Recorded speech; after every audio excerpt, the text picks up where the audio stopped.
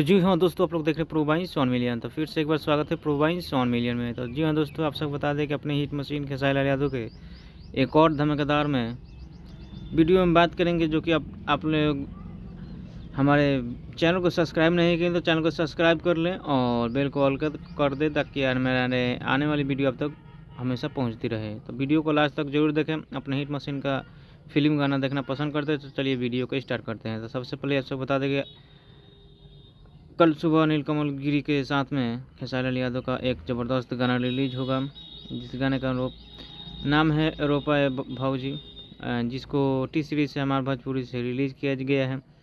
और गाना का काफ़ी ज़्यादा पसंद कर रहे हैं आप सब, और 15 लाख से ज़्यादा व्यू हो चुका है और ये गाना ट्रेंडिंग में पहुंच गया है। चलिए देर न करते हुए आप सब बता दें कि खेसारी लाल यादव का खेसारी म्यूजिक वर्ल्ड से खेसारी लाल यादव का बहुत ही ज़बरदस्त गाना रिलीज होने वाला है।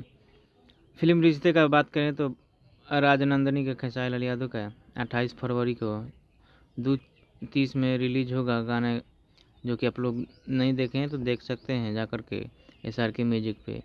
तो अगली वीडियो में मिलेंगे, जब तक के लिए जय हिंद, जय भोजपुरी।